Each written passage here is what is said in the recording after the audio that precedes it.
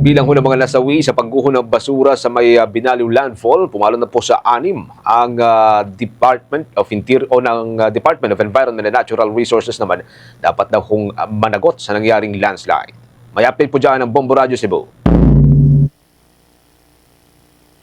Pumalo na sa 6 ang naitalang namatay sa gumuhong mga basura sa Binaliw Landfill matapos na-recover ang 2 bangkay sa gitna ng search and rescue operations. Ayon kay Cebu City Councilor Dave Tumulak, ang chairman ng Cebu City Disaster Risk Reduction and Management Council, na 2 sa mga biktima ay nawawala pa rin dahil sa malalaking structural beam na nakaharang sa lugar at ginagamit na ngayon ang mga naaangkop na kagamitan upang alisin ang mga sagabal. Bagamat hindi pa nila masasabing may mga nakaligtas pa ba sa ilalim ng gumuho, nilinaw nito na hindi pa nila tinuturing na recovery operations, bagkus binigyang diin nito na isa pa ring search and rescue mission. Sa kabilang banda, binigyang diin naman ni Cebu City Mayor Nestor Archival Sr. na dapat managot ang Department of Environment and Natural Resources o DENR para sa mga paglabag sa regulasyon kaugnay sa nangyari sa Binaliw Landfill.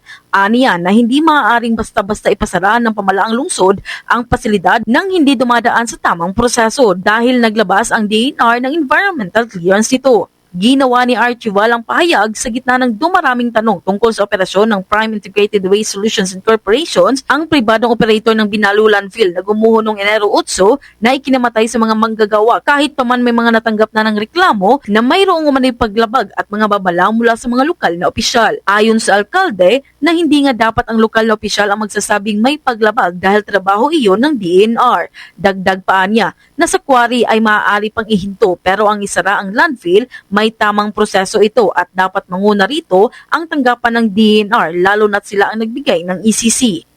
Well, if the DNR, we are not actually the ones who will say that there is this violation.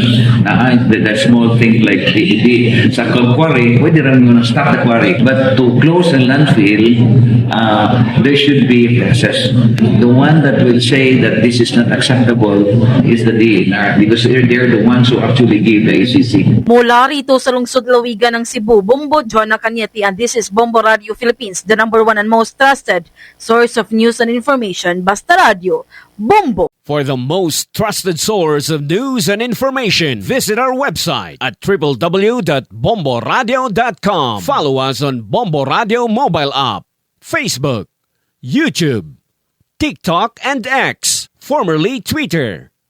Like, share, and stay connected. Anytime, anywhere.